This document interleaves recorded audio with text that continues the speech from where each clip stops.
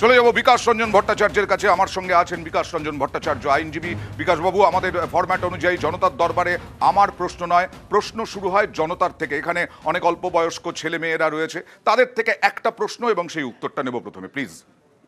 আমার প্রশ্ন বিকাশ স্যারকে। গতকালই হাইকোর্টের নির্দেশে কয়েক হাজার চাকরি প্রার্থীর চাকরি গেছে, তার মধ্যে অনেকেই যোগ্য এবং অনেকেই অযোগ্য। এই যোগ্য প্রার্থীরা কেন পুনরায় আবার পরীক্ষা দিতে বসবে বলে আপনার মনে হয়?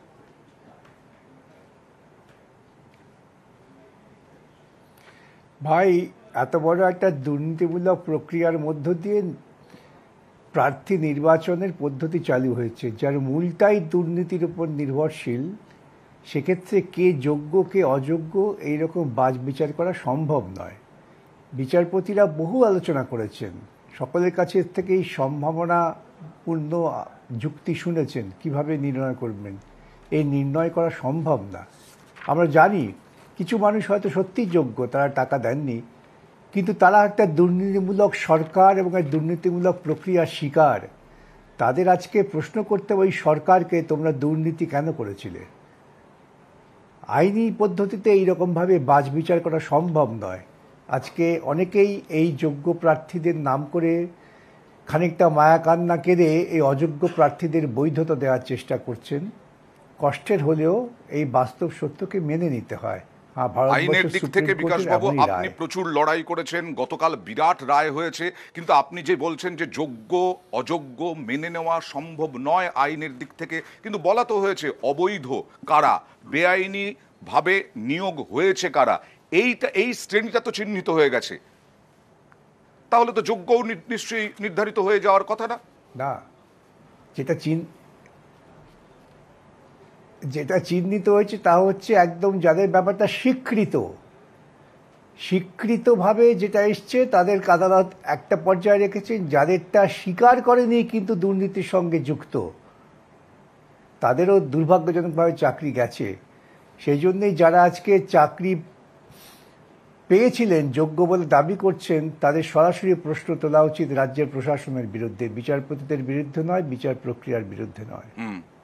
আর যারা আপনি বলছেন যে যারা অবৈধ স্বীকৃত, আপনি বলছেন তাদেরকে তো বেতন ফেরতের নির্দেশ দেওয়া হয়েছে। তার মানে আপনি বলতে চাইছেন যে স্বীকৃত যারা, এই স্বীকৃত অস্বীকৃতর মধ্যে একটু পার্থক্যটা একটু আপনি যদি বুঝিয়ে দেন, আমরা আইন বুঝি না। স্বীকৃত মানে হচ্ছে যে তদন্ত করে প্রাথমিকভাবে দেখা গেছে যাদের ওয়েমার শিট সরাসরিভাবে ম্যানিপুলেট করা হয়েছে, যেটা এমনকি এসএসসি স্বীকার করেছেন। যাদের নির্বাচন প্রক্রিয়া শেষ হওয়ার সময়সীমা উত্তীর্ণ হওয়ার পর চাকরি দেওয়া হয়েছে, যারা পরীক্ষায় বসেননি তাদের চাকরি দেওয়া হয়েছে, যেগুলো এসএসসির পক্ষেও অস্বীকার করার কোনো সুযোগ ছিল না। একেবারে এমন জাজ্জল্যতম প্রমাণ যে এসএসসি কর্তৃপক্ষ আর এটাকে অস্বীকার করতে পারছেন না, নির্লজ্জের মতো অনেক কথা তারা বলেছেন। সেক্ষেত্রে বিচারপতি বলেছেন এদের টাকা ফেরত দিতে হবে, কেন এরা প্রক্রিয়াগতভাবে দুর্নীতিমূলক পদ্ধতির মধ্যে দিয়ে চাকরি পেয়েছেন। বাদবাকিটা তারা স্বীকার করেননি, কিন্তু দুর্নীতিমূলক প্রক্রিয়াটা এটা স্বীকৃত। সেই জন্য এই পার্থক্য। বিকাশবাবু, পুরোটাকে অবৈধ তো বলা হয়েছে। এই যে টেন্ডার যারা ঘুরপথে পেয়েছে, একা হাতে পেয়েছে টেন্ডার নায়সা, তারা পুরোটাই ওএমআর থেকে আরম্ভ করে পুরো প্রক্রিয়াটাই অবৈধ বলা হয়েছে, ওই কোম্পানিটাও অবৈধ।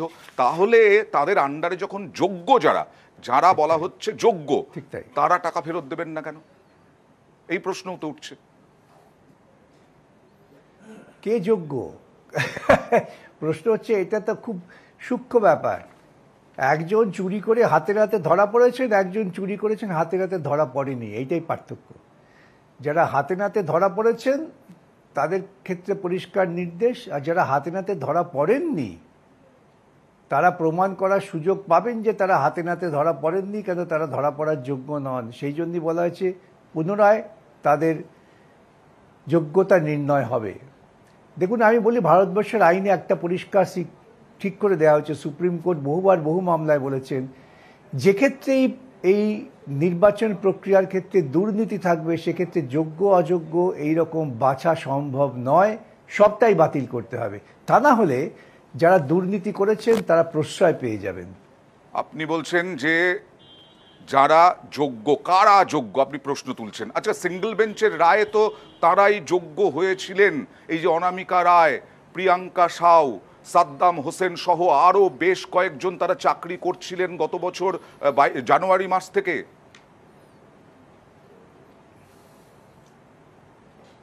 সেটা তো তারাই চ্যালেঞ্জ করেছেন যে এটা প্রাথমিকভাবে নির্বাচন করা হয়েছে, আমাদের সব শোনা হয়নি, সবটা শোনা হোক।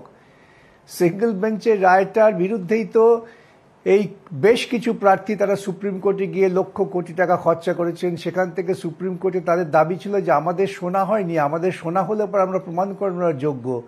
সুপ্রিম কোর্ট ফেরত পাঠিয়ে দিয়েছেন। বিশেষ বেঞ্চ তৈরি হয়েছে, বিশেষ ডিভিশন বেঞ্চ, তারা সামগ্রিকভাবে শুনেছেন, সবাইকে শুনেছেন।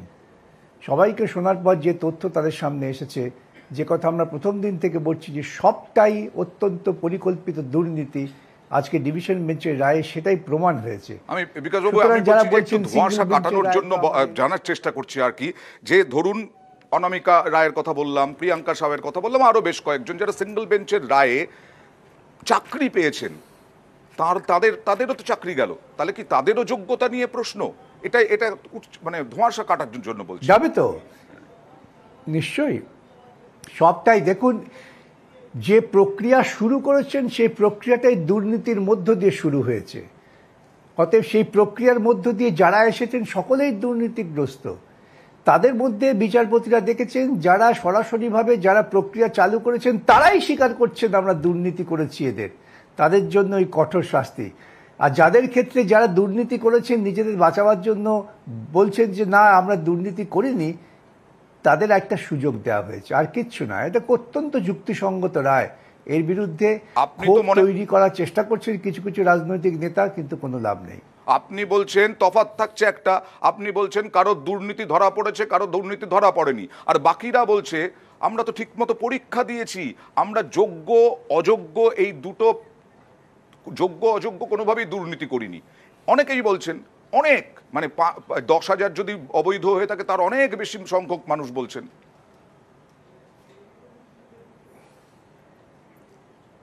তাদের বক্তব্যের প্রাথমিকতা সম্পর্কে আমি সমর্থন জানিয়েও বলছি, তারা কি অস্বীকার করতে পারবেন যে তারা একটা দুর্নীতিমূলক প্রক্রিয়ার শিকার হয়েছেন?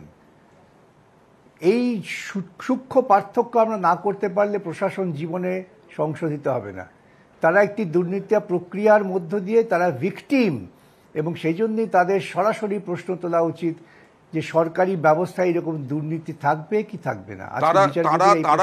তারা হয়তো ঢুকে পড়েছেন কোনোভাবে, তারা পড়াশোনা করেছেন, তারা একেবারে যোগ্যতার সঙ্গে পরীক্ষা দিয়েছেন, তারা প্রচুর পরিশ্রম করেছেন, তারা কি করে জানবেন বিকাশবাবু যে তারা এই ওএমআর সেটা প্রমাণ করবেন কি করে? সেটা তারা জানবেন না, আমি তো সে কথাই বলছি। সমাজে সবাই কি জানেন যে মুখ্যমন্ত্রী দুর্নীতি করছেন, চুরি করছেন, জোচ্চুরি করছেন? তারা তো না জেনেও বা জেনেও মুখ্যমন্ত্রীর পক্ষে দাঁড়িয়েছেন সমাজের অধিকাংশ মানুষ। সুতরাং যখন আঘাতটা আসে, আঘাতটা অবাঞ্ছিত হলে অনেকেরই পক্ষে দাগজনক হয়, কষ্টজনক হয়। যারা আজকে যোগ্য বলে দাবি করছেন তাদের দোষ ছাড়াই তারা শাস্তি পেয়েছেন, তাই তো? কিন্তু আমি যুক্তিসঙ্গতভাবে কি করে প্রমাণ করব? ঠিক তাই। আচ্ছা, তারা পাকে চক্রে ওর মধ্যে জড়িয়ে গেছেন পরোক্ষভাবে, তাই তাদের চাকরি চলে গেছে। আমার প্রশ্ন, এই রায় নিয়োগে দিশা দেখালো, কিন্তু নিয়োগ দুর্নীতির কি ব্যাখ্যা দিল?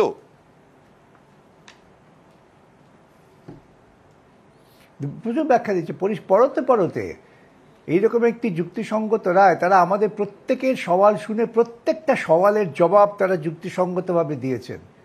সুপ্রিম কোর্টে ইতিপূর্বে রাজ্য সরকার এবং যারা চাকরি হারিয়েছেন, যারা যোগ্য বলে নিজেদের দাবি করছেন, তারা সুপ্রিম কোর্টে বারবার গিয়েছেন।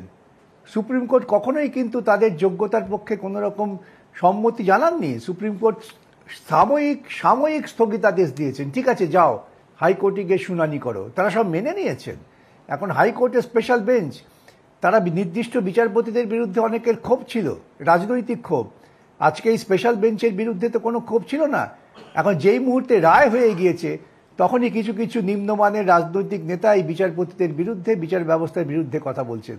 তারা অত্যন্ত নিম্নমানের মানুষ, এইটুকু বলতে। অনেকে প্রশ্ন করছেন, দুর্নীতি যারা করেছে তদন্তকারী সংস্থা এবং আদালতের ব্যর্থতাই কি যোগ্যদের ঘাড়ে চাপলো?